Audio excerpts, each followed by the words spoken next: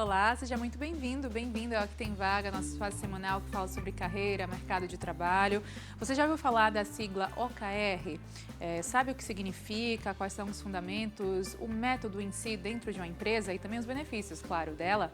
Fica por aqui, você vai saber tudo sobre isso com Pedro Signorelli, especialista em OKR e fundador da Pragmática. Bem-vindo, Pedro. Muito obrigado.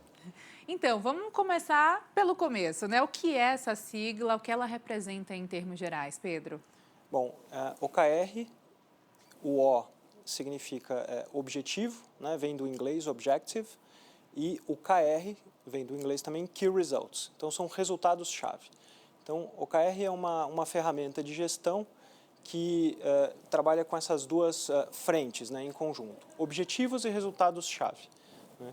E com isso, essa ferramenta, organizações, as pessoas podem usar para estabelecer metas e persegui-las e atingir o seu sucesso, atingir aquele desejo, aquilo que elas querem para si, para a sua empresa. Quando a empresa ela observa esse conceito e ela pensa, nossa, é hora de implementá-lo, e de que forma também ela faz? Bom, o OKR ele é uma ferramenta que ele é bastante simples, né? Assim, em princípio, porque a estrutura dele, né, tem o objetivo e os resultados-chave. Os resultados-chave eles seguem uma metodologia SMART, que é bastante difundida já no mercado. O S é de específico, o M é de mensurável, o A é de atingível, o R é de relevante e o T é de tempo, né? Então, você tem um prazo para ser adotado. Então, ela é bastante simples, só que, na verdade, ela é bastante complexa de ser implementada. Então, as organizações, quando elas decidem implementar, isso pode, muitas vezes, vir pelo RH da empresa, a decisão pode vir de uma área de estratégia, do próprio CEO, e o que tem acontecido bastante, as áreas de tecnologia das organizações é que veem o benefício da ferramenta e procuram implementá-la. Né? Muitas vezes as pessoas tentam sozinhas por perceber que é uma ferramenta de gestão bastante simples, mas algumas organizações entendem que necessitam de uma ajuda externa para conseguir ter uma aplicação mais bem fundamentada e alcançar melhores resultados mais rápido. Né? Então, elas buscam ajuda externa. Boa. Agora, Pedro, a pandemia trouxe uma mudança de perspectiva geral, assim, de vida, tanto pessoal quanto profissional. A digitalização também é algo que chama atenção, né? O avanço tecnológico. A tecnologia, ela conversa de forma direta, indireta, também com esse tipo de ferramenta e de implementação dela? Sem dúvida. A tecnologia, inclusive, ela veio a acelerar, né, muito hoje a forma com que a gente trabalha, com que a gente se relaciona. E essa velocidade é muito interessante porque ela é acompanhada, né, no conceito do OKR, né? Porque até, vamos dizer assim, 20 anos atrás, fazia muito sentido as empresas fazerem planejamentos de 5, de 10 anos, né?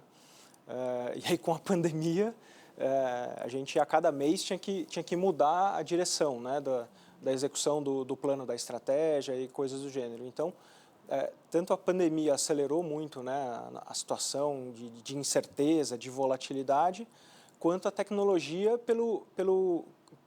pela oportunidade que as tecnologias trazem de repente, você tem um concorrente que você nunca sonhou que teria no seu mercado. Né? Vide os grandes bancos, vide aplicativos hoje onde você pede comida, que eles já têm o seu próprio cartão de crédito. Então, quem antes estava talvez seguro de uma atuação num determinado segmento, hoje já pode não ter mais essa segurança, porque com a tecnologia ficou muito fácil você atuar num e no outro segmento. Né? Não só a pandemia, mas eventos externos como a própria guerra hoje em dia, né? A gente Sim. vê a questão das commodities, muita coisa versando aí todo o mercado e trazendo essas incertezas e constâncias de mudanças, de reparação, não é esse o caminho, vamos por outro. A gente observa bem isso, não é? Sim, isso se acelerou muito, né? E esses planejamentos que muitas vezes se fazem para um ano, né, justamente quando começou a pandemia, lembrei agora de um presidente de uma empresa, né? Acho que fazia 2 meses ali maio de 2020, alguma coisa assim, ele me ligou: Pedro, meu planejamento do ano foi para o lixo, foi por água abaixo. Né? O que eu faço agora? Né?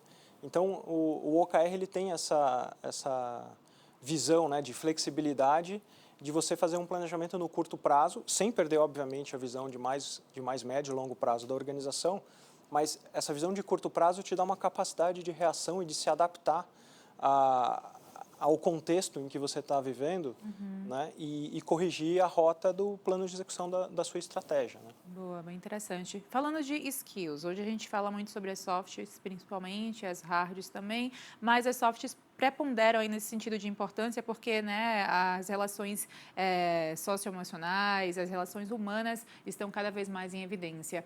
Também há uma atenção voltada e um paralelo que a gente pode fazer com a OKR e as soft skills? Sem dúvida, partindo desde a liderança até qualquer gestor, pessoa ali, exatamente, do gestor, do colaborador, do estagiário que acabou de entrar na organização. Porque ele propõe uma forma diferente de se fazer gestão. Né? Muitas organizações elas vêm de uma situação em que o chefe manda e as outras pessoas obedecem. Né?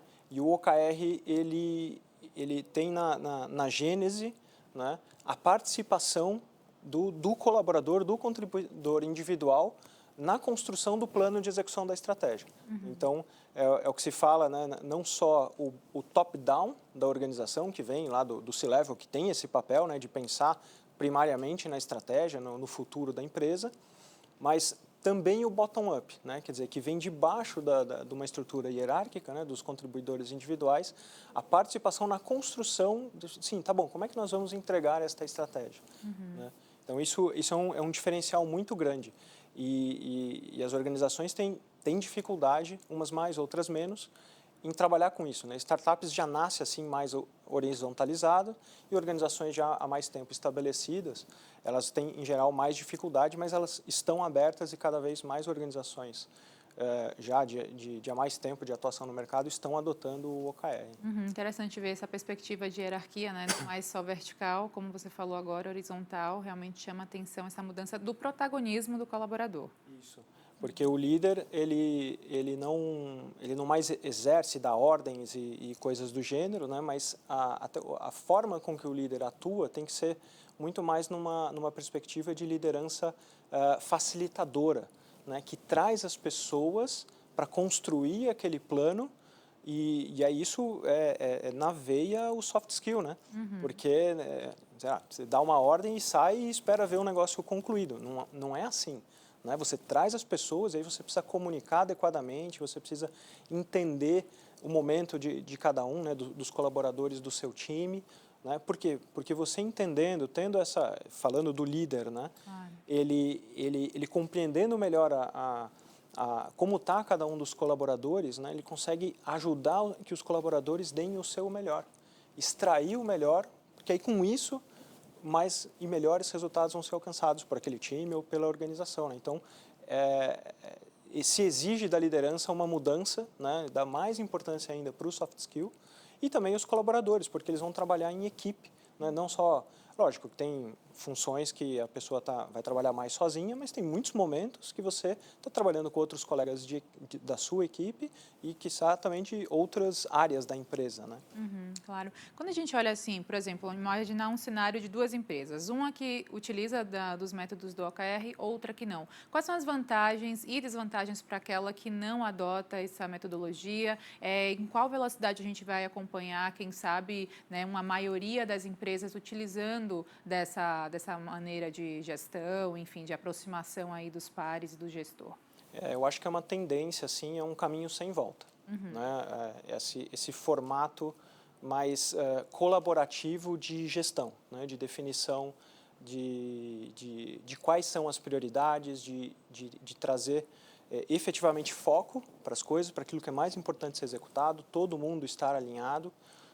Acho que não tem mais espaço para top-down, assim, né? E o diretor, o presidente, quem quer que seja lá na sua sala e dando ordens, isso vai acabar e com uma velocidade cada vez maior, assim. Então, eu vejo, assim, acho que só benefícios da adoção da ferramenta, né, dessa ferramenta de gestão, porque gera muito mais engajamento, né? Gera muito com um alinhamento, com um foco, né? E isso traz, sim, muito mais resultados já no curto prazo, né? Em questão de 3 ou 6 meses, que em geral se trabalha em ciclos de 3 meses, né? Não mais um ciclo anual simplesmente, e em 3, 6 meses você já consegue ver muitos resultados. Pedro, chegou o momento em que a gente abre espaço para o nosso telespectador interagir aqui conosco e eles conseguem mandar perguntas para os especialistas como você. Vou direcionar. Então, são 3 perguntinhas. A gente vai começar com a pergunta da Beatriz Figueiredo, ela é de São Paulo, e ela pergunta o seguinte: Pedro, como o OKR pode ajudar o empreendedor de primeira viagem? Qual é a chave e o segredo de fazer uma equipe jogar para vencer e realmente vestir a camisa? Legal, Beatriz, muito boa essa pergunta e eu respondo assim,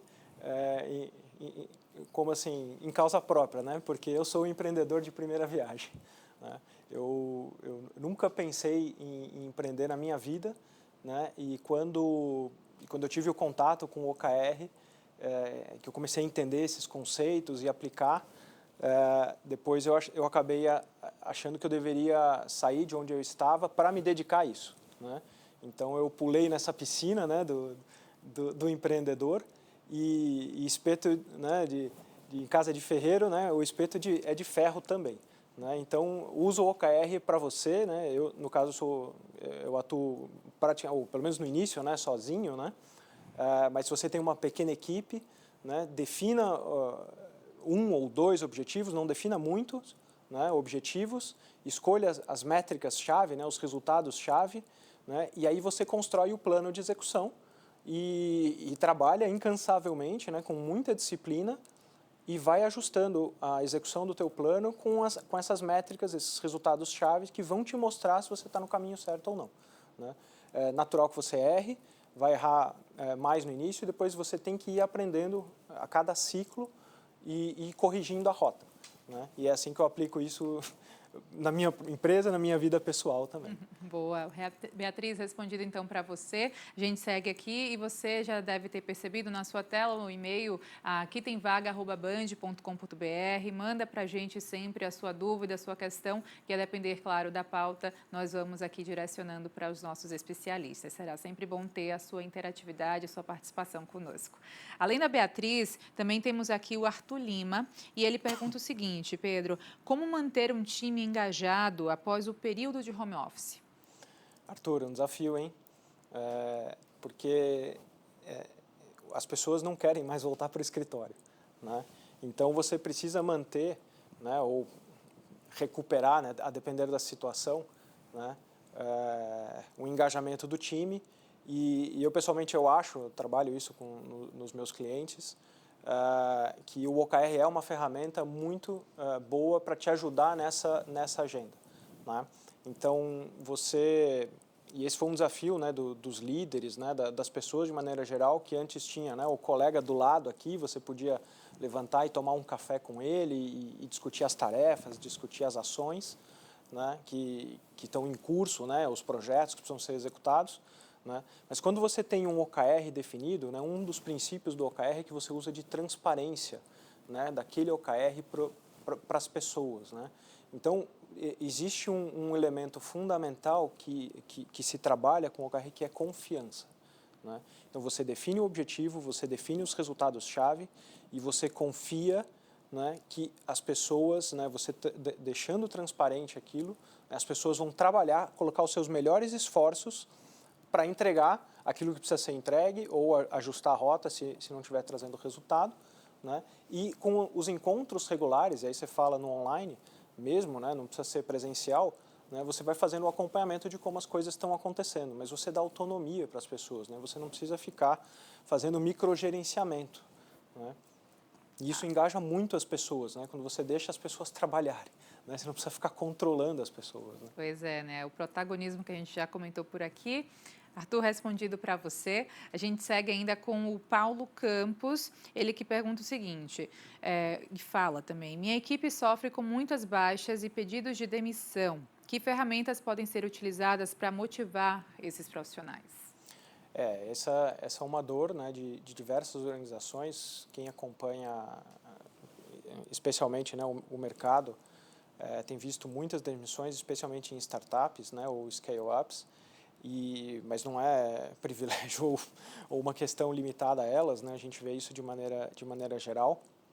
Então, as pessoas deixam as organizações, né, fundamentalmente por um ambiente próximo ali, né, do time, um ambiente que não é saudável, né, numa relação que não é saudável, né? Então, se você procura trabalhar esses elementos, por exemplo, como confiança, né, colaboração, né, as pessoas ficam mais à vontade, elas podem ser aquilo que elas são, né, e poder entregar o seu melhor, tendo em vista aquele objetivo do time, que por sua vez entrega um objetivo da organização, né? Então, esses são alguns elementos que são fundamentais para manter o engajamento, às vezes para gerar engajamento, para manter a motivação das pessoas trabalhando junto ali naquele time em prol de um propósito comum, né? Então, as pessoas se engajam quando elas têm um propósito claro, elas sabem por que elas estão fazendo aquela determinada coisa e por que elas eventualmente pararam de fazer aquilo porque aquilo não estava funcionando, né?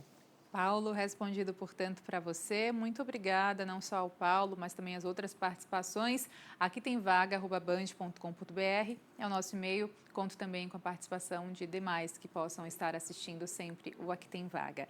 E a gente segue por aqui ainda com o Pedro, porque tem muita coisa ainda para falar sobre isso.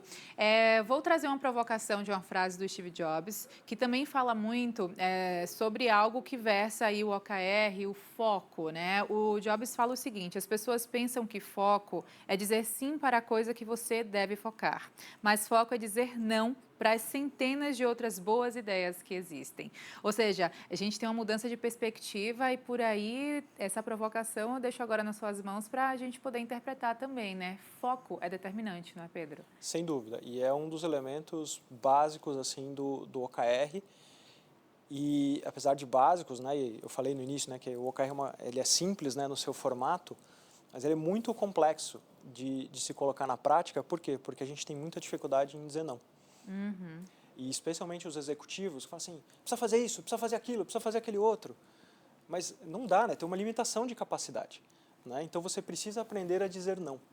Então, logo no início da minha experiência com os OKRs, eu estava trabalhando numa organização e a gente tinha em torno de 600 projetos acontecendo.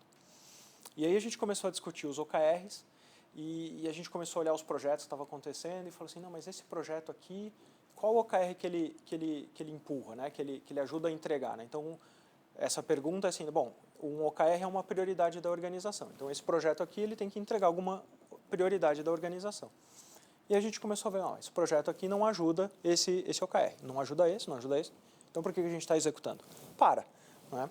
Então, naquele exercício que a gente fez, a gente aprendeu enquanto organização, porque estava o presidente ali, estavam 30, 40 diretores, nós estávamos ali discutindo as prioridades da empresa e ali nós coletivamente aprendemos a dizer não. E a partir de então, o nosso processo de priorização se acelerou, melhorou e se acelerou, porque a gente conseguiu dizer sim para algumas coisas e dizer não para outras e comunicar para a organização, porque muitas vezes acontece isso, né? Você prioriza um ou outro projeto, comunica que aqueles projetos foram priorizados, por exemplo, mas tem um outro executivo qualquer lá que quer continuar executando aquela determinada coisa. Então você fala, gente, nós vamos executar isso e nós não vamos executar essas outras coisas. Então sai um acordo de que não vamos colocar mais nada no prato por aquele período, naquele ciclo, né? Então o foco é fundamental. Aprender a dizer não, como é que a gente vai contrariar o Jobs, né? Pois é, né? Agora, Pedro, ainda falando sobre essa questão, né, é muito interessante ver como a interação, ela também é determinante, porque você, numa resposta anterior, falou sobre a questão da demissão e tal, a gente, né, ouve do nosso telespectador essa causa. Tem um movimento Me Demito nos Estados Unidos, né, a grande resignação, como conhecem, e isso vem muito também da própria autonomia e de hoje você ter um propósito que te fixe a um local e não apenas o benefício, seja questão salarial ou qualquer de outra ordem, não é? Esse foi um movimento muito forte, começou lá, ele está aqui presente no Brasil também, né? Acho que ele tem duas origens, assim, né? Uma é essa questão das organizações que estava muito difícil trabalhar, né? Um ambiente com eventualmente muita cobrança, né? O pessoal fala, né, o ambiente tóxico, né, uma cultura tóxica. Então as pessoas, e aí entra o outro lado, né? Assim, as pessoas viram oportunidade fora. Né? Então elas falam assim, nossa, eu não preciso mais ficar aqui sofrendo, vamos dizer assim, eu vou tentar esta oportunidade. E muito da tecnologia que propiciou isso, né? Que você trouxe numa pergunta anterior, né? Ela trouxe muitas possibilidades, né? Então tem muita gente tentando empreender ou mudando, né, para uma startup, né, saindo de uma corporação já estabelecida que tem processos muitas vezes arcaicos, né? Então elas foram tentar uma outra chance, né? Elas deixaram aquela situação que elas só não largavam porque não sabiam para onde ir e na primeira oportunidade, né, estão tentando, né? Então é um movimento que a gente ainda vai ver um pouco, né, das pessoas querendo tentar aproveitar essa onda, né, de possibilidades que a tecnologia realmente está oferecendo. Né? Focando nos key results que você também comentou, para eles realmente demonstrarem que o objetivo foi alcançado, que a gente conseguiu êxito naquilo, como é que é essa medição, como é essa análise e quando não há o alcance, como também rever, né, voltar para depois dar um passo maior? Isso é um aprendizado, né? Os times ou as organizações vão aprendendo a fazer isso, né? Então, muitas vezes, você define uma métrica lá, né? Um key result, que você acha que está medindo impacto, né? Ou você, apesar de alguém, né, que já mais experiente, estar falando, olha, não defina isso como um key result, porque isso não te mostra que você está atingindo um determinado resultado, a pessoa não consegue enxergar que aquilo está errado, né? Ou que aquilo não é a melhor opção, né? Mas com o passar do tempo, né, com as reuniões de acompanhamento, né, a pessoa vai executando as coisas e ela vai percebendo que nada muda no ambiente, né? Então ela fala assim, mas nossa, por que eu estou fazendo isso? Não mudou um número, não mudou uma métrica de satisfação, não reduziu uma quantidade de chamados, não aumentou uma venda, né? Então, o resultado-chave, ele te mostra que você está no caminho certo se você souber para onde você está indo, né? Que está escrito no objetivo, né? Então, o objetivo está bem amarrado, né? Umbilicalmente amarrado a esses resultados-chave, né? Então, se você não souber bem por que você está fazendo as coisas, para onde você quer ir, a métrica não vai te ajudar, né? Mas, com a persistência, você vai aprendendo a calibrar essas coisas. Né? E aí sim o resultado-chave te mostra a direção, seja que você está indo no caminho certo ou não. É mais importante o caminho do que a pressa de chegar em algum lugar, né? Sem dúvida, né? Acho que é o Drucker que fala, né? Não há desperdício maior, né, de fazer algo, né, tão bem feito, né, algo que não precisava ter sido feito. Pois é. Né? A gente está quase chegando ao final do programa, mas antes, claro, eu peço suas contribuições e colaborações finais e dicas profissionais para quem nos assiste. Vão buscar esse conteúdo de OKR, seja para a vida pessoal de vocês, né, seja para o desenvolvimento de carreira individual, ou para a execução, né, aplicação no time de vocês, na organização de vocês. Né? Eu fiz isso em todos esses âmbitos, né? Eu usei o OKR para a minha própria saúde, né, recuperar né, o colesterol, né, botar no jeito, perder peso, eu perdi 20 quilos, né, então, usando essa metodologia, né, então, provei na minha própria pele, né, para o meu desenvolvimento de carreira, né, e eu apliquei isso em times, né, em times, em organizações, para ajudá-las a executar melhor a sua estratégia, né, a conseguir atingir os seus propósitos. Né? Então, se você quer mudar de carreira, né, a gente falou do Great Resignation aqui, né, se você quiser dar uma guinada, se você quiser fazer qualquer outra coisa na tua vida pessoal, organizar prioridades, vai ler sobre isso, porque isso vai te ajudar em todos os âmbitos da vida.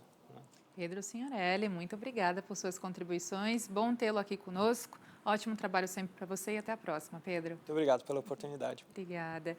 Para você que acompanha o programa, sempre também pelas redes sociais é possível, YouTube Band Jornalismo e na sua plataforma de áudio utilizada, o nosso podcast Aqui Tem Vaga. Até o próximo programa.